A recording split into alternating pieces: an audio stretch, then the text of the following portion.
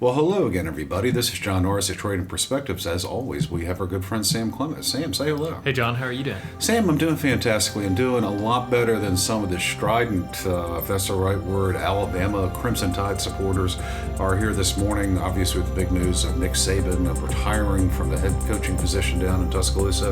And then this morning we had the news that Bill Belichick and the Patriots had parted ways. This after really kind of a coaching carousel in the NFL and the in college football. However, that's not what we're going to talk about today. That's not what we're going to talk about, but there's a lot of mourning going on. There's a lot of mourning going on. Believe it or not everyone that listens to Trading Perspectives lives in central Alabama, so they really probably don't care that much about Alabama.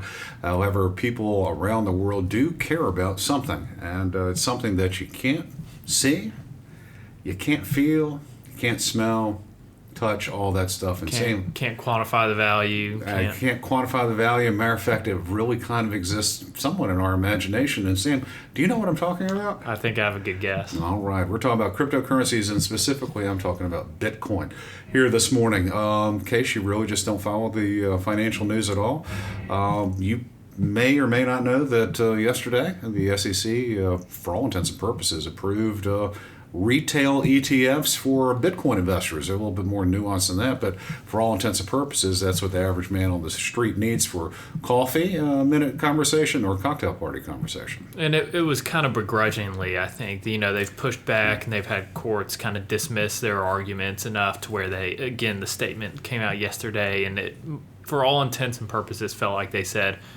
we don't really love this, but the courts kind of say we have to, and so there you go. Well, it's been sort of a long time coming, I mean, truthfully. There's really no real reason why it took this long, in my estimation.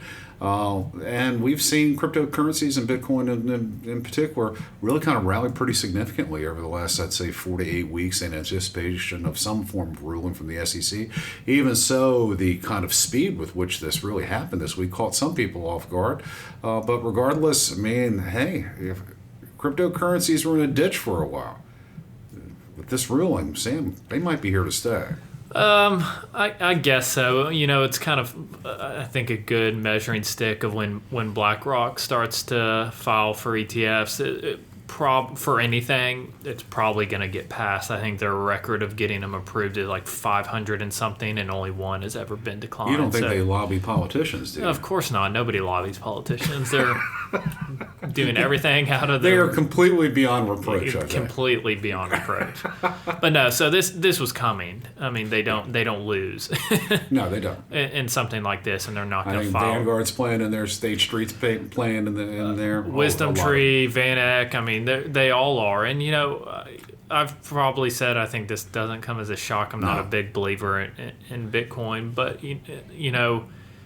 there's tons of cons to this, I think. But the pros of it are that if people are going to do it anyway, capital tends to go where it's treated best. And ETFs are where things are treated best for the most part for funds. It has by far been the case, and it's already been a race to the bottom as far as fees. We've seen them revise their fees downwards. Different funds are doing it several times. Yeah. So that's a big pro. The con to me is how readily available do we want this to be?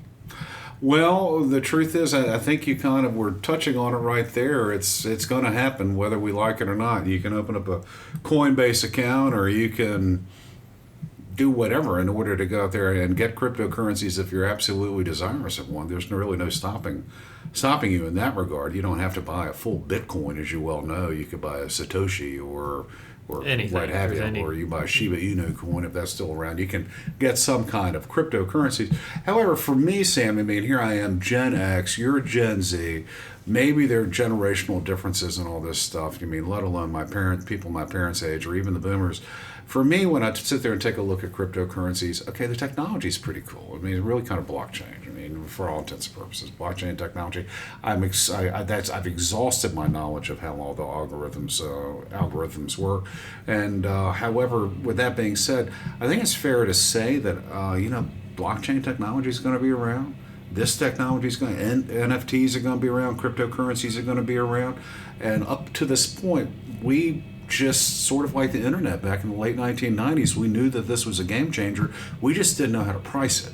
And so we were dealing with cryptocurrencies up to this point, and we didn't know how to price it. Things all over the board, flipping, flopping, and zig and zagging, and there's really no rhyme or reason to it, which begged the question. Sam's anxious to talk. You should see him right now.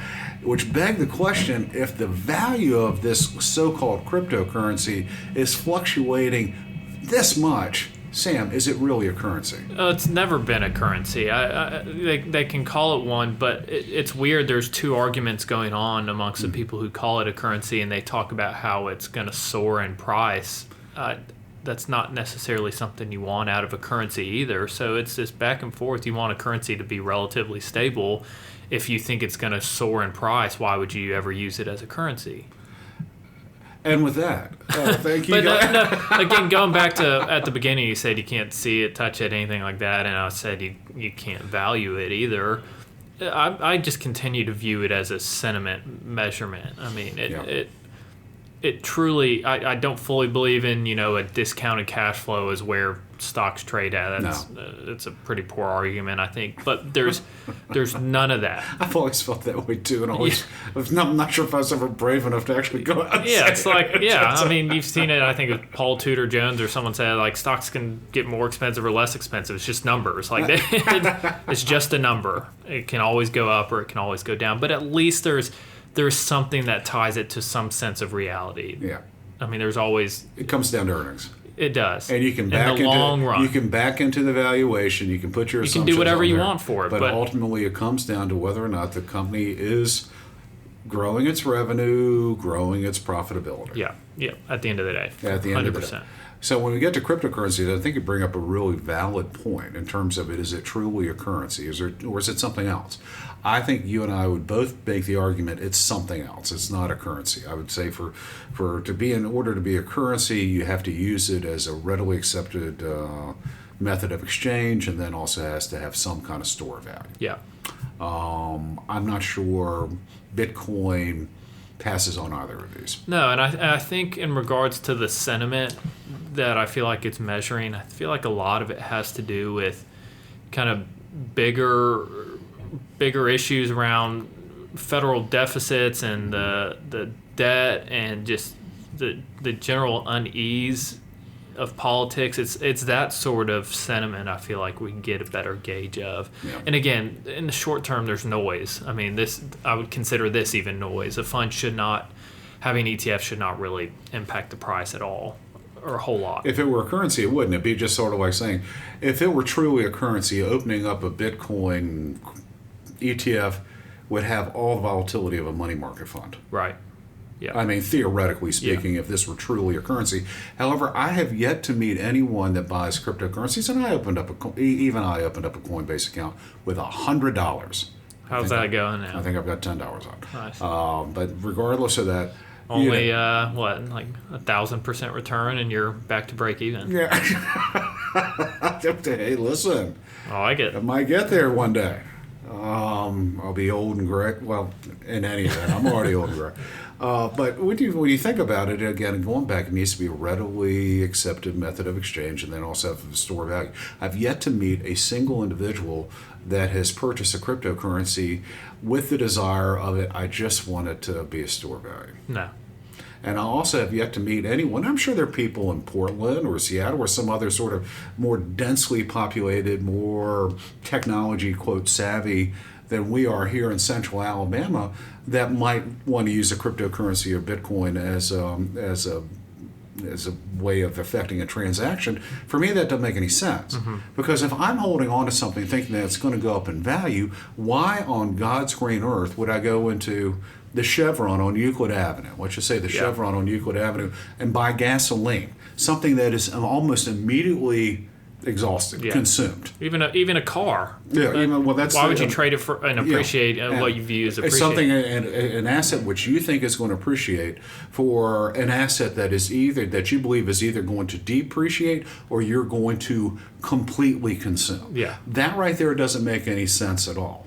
So what do you view this? I mean, because there's going to be more and more people with access to it now. Well, there's going to be, banks that are more able to own it now. There's trust companies. There's been so many legal restrictions around who can purchase it. And I guess there still is, but these ETFs are kind of a workaround for that. So it's hard for me to imagine there's not plenty of people that said, I would have bought a little bit of it, but I didn't want to open a Coinbase account. I didn't want to do all that. Now they can go into their brokerage account and buy it. Well, the thing about it is there will be people that will probably flock into it. Probably have some big institutional money already going in there and just buying up all this stuff.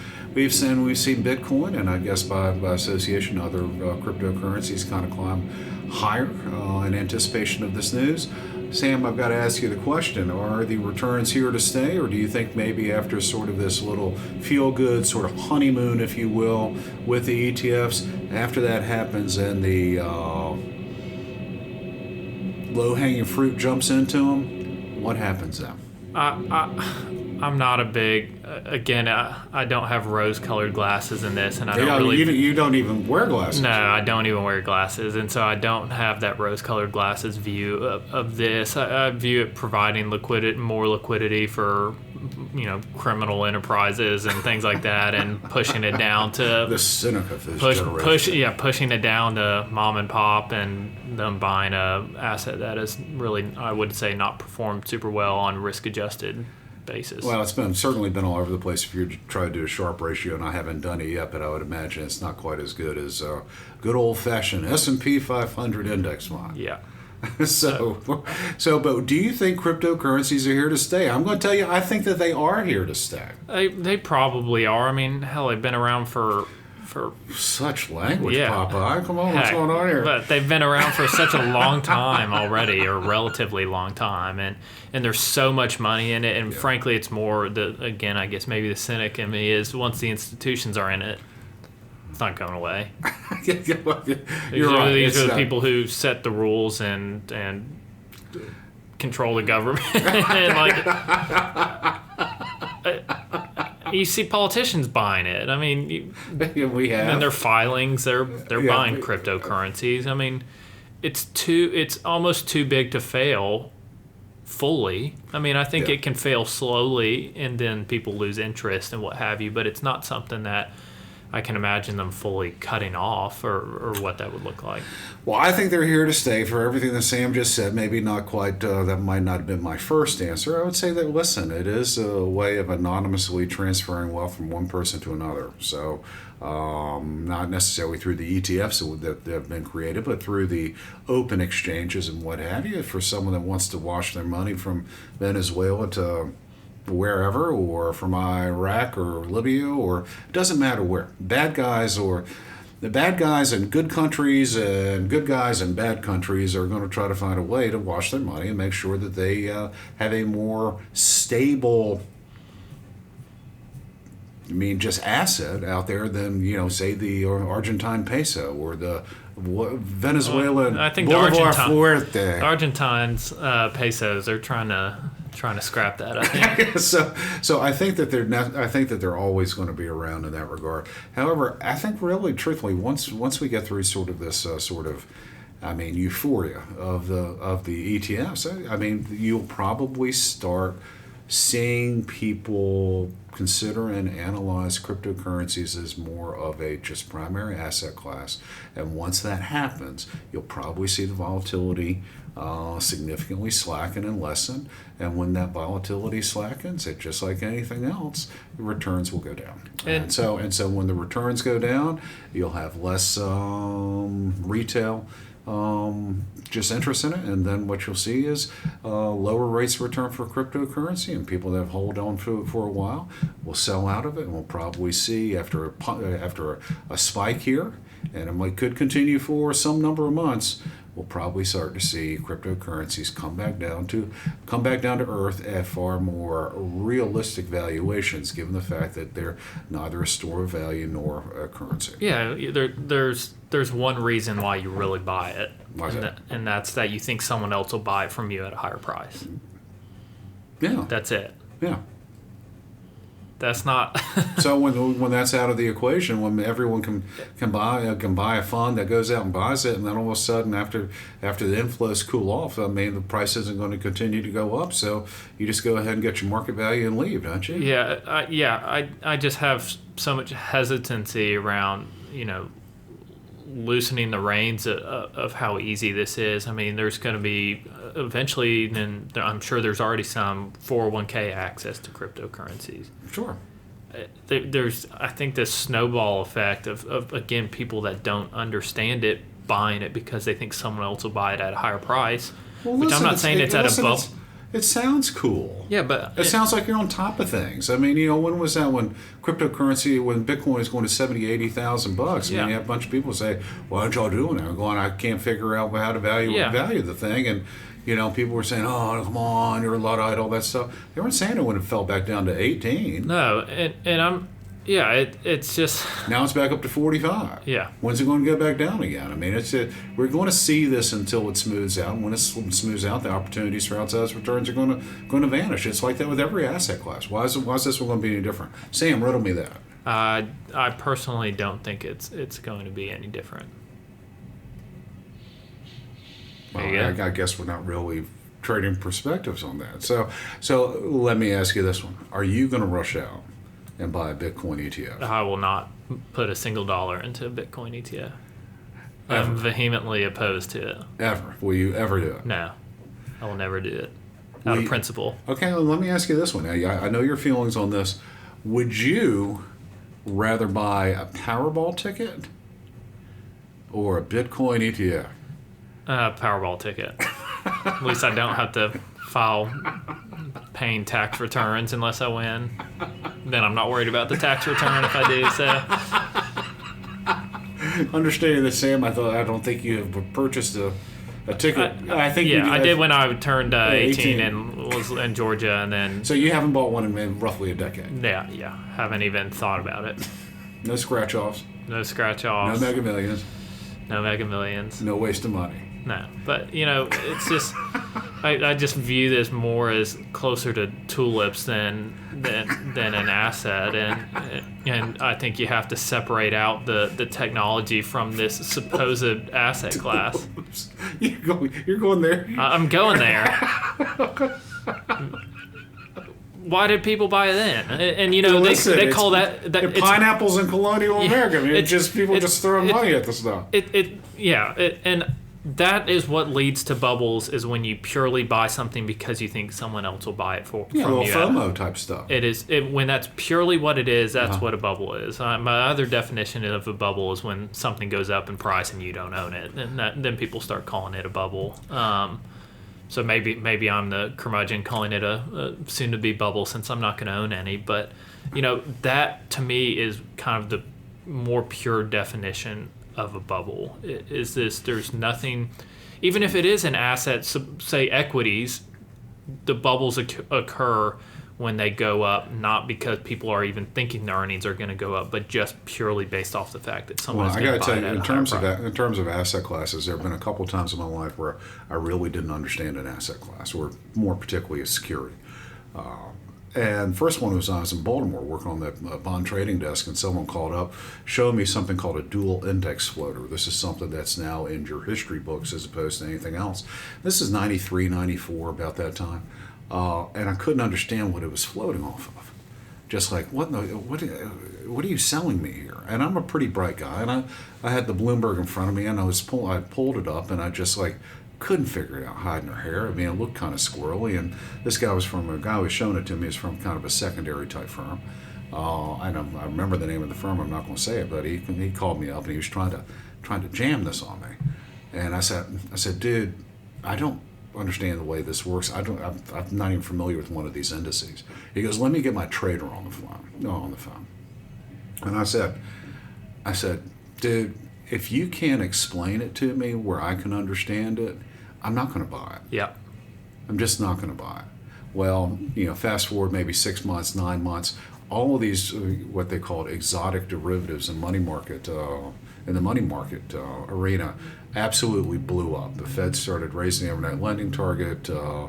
Inverse floaters just absolutely cratered. Everything blew up. A bunch of money market funds broke the bank, and I hadn't purchased any of them. And it's just kind of like my ignorance of how these things work, or what have you, just why would I want this? Doesn't make any sense. Right. I mean, rates are going to go up at some point. Why do I want to have these things? Then fast forward to, what was that, about 2006, 2007, and this broker called me up and was trying to sell me this Packaged.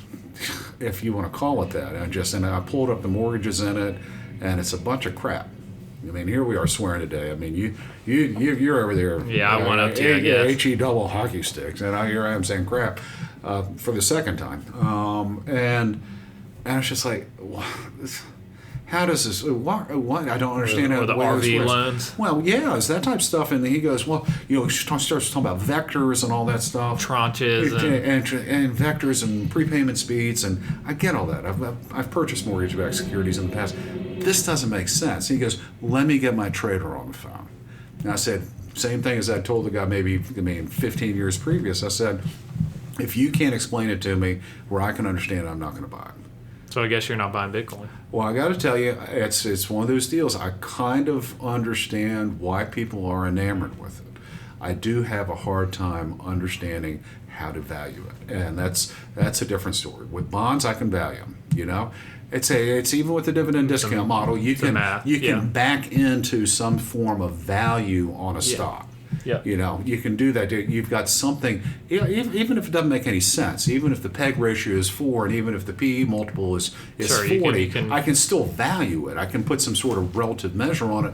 With this stuff, I can't. Yeah. So until I get to some level where I can reasonably throw a number in it where it makes sense, I'm going to have a hard time sitting there saying to any of our clients, you need to have 20% of your net worth in this type of thing. You need to have 5% of your net worth. I will sit there and gladly tell them all day long, if you want to play this hey, fantastic, direct us, what have you, go out to Coinbase or go to your Schwab account, do whatever you want, and go ahead and do this, understanding that we still can't value this asset class. Yeah. And as long as we can't value the asset class, we're going to have a hard time in fiduciary relationships buying these ETFs. I mean, Sam, correct me if you think I'm off base. I think I don't disagree. All right.